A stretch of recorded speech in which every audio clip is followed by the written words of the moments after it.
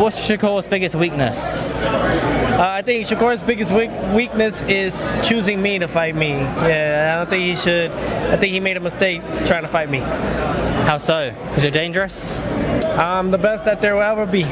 Look, it's a great fight, and last night I seen Shakur, and he actually told, "Oh, I heard you're picking Teofimo." Look, I picked Teofimo because I like him. Him and his dad, they've always been very cool. Today we are diving straight into the fire. Teofimo Lopez wastes no time framing the narrative, calling Shakur's decision to fight him a mistake and boldly claiming greatness before the bell even rings. This isn't casual confidence, it's psychological positioning. From the first seconds, the tone is clear: this fight isn't about respect anymore. It's about dominance, ego, and proving who truly belongs at the top. When a fighter speaks this strongly, he's either fully convinced, or masking doubt. Either way, the pressure instantly shifts.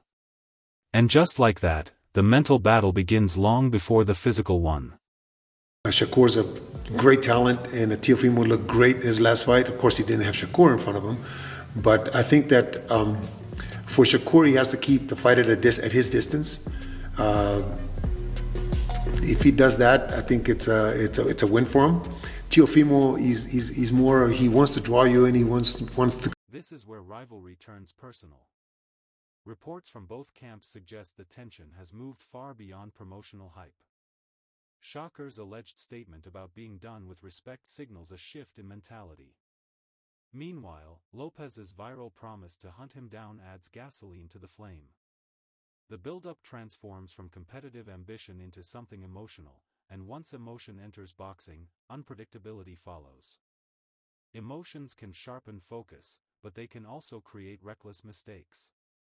And when pride gets involved, strategy sometimes takes a back seat. That's what makes this moment so critical.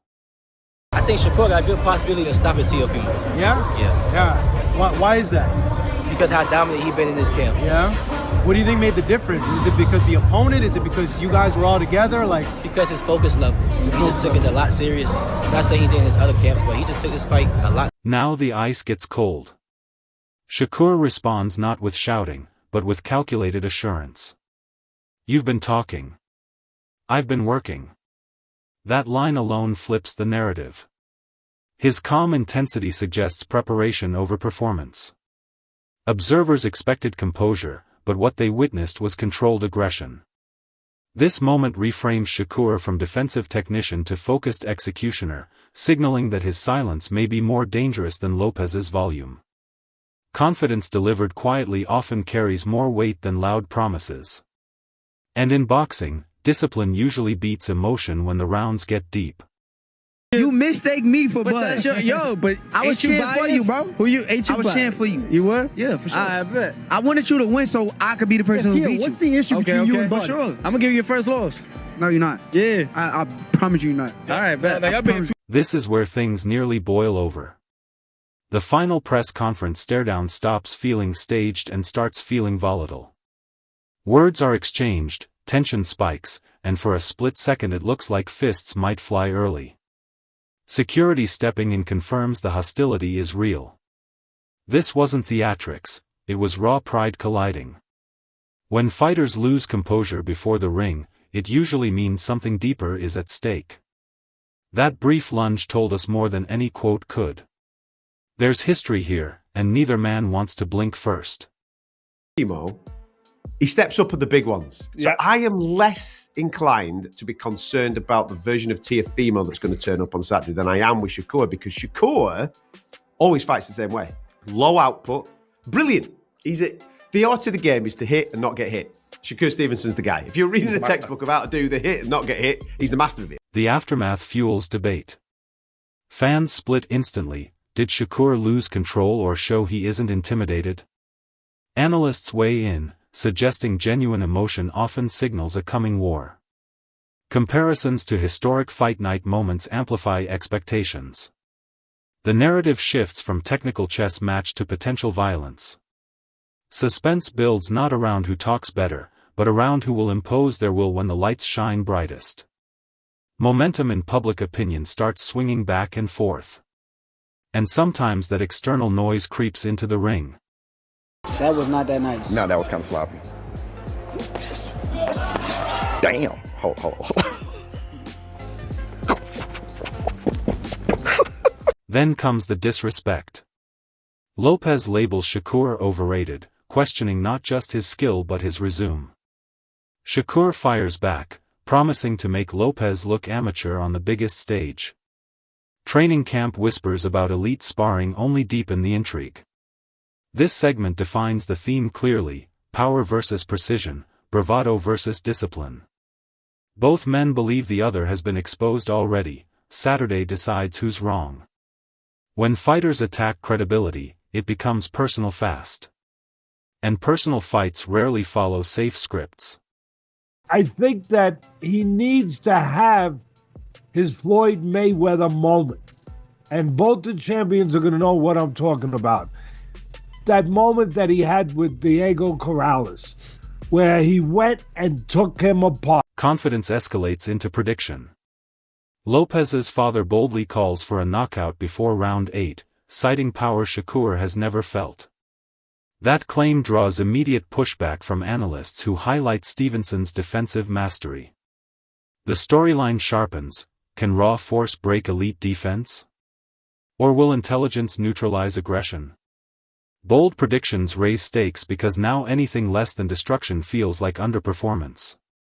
Power changes fights in a second. But precision can dismantle power round by round. Most overrated boxer right now. You could go all time, I guess, if you wanted to. I'll just say it. I think Shakur Stevenson, who I'm going to be facing, I think he's overrated. Betting markets begin to mirror the uncertainty. Early odds favor Shakur's skill set, but money starts flowing toward Lopez's knockout potential. When professional bettors split evenly, it signals genuine unpredictability.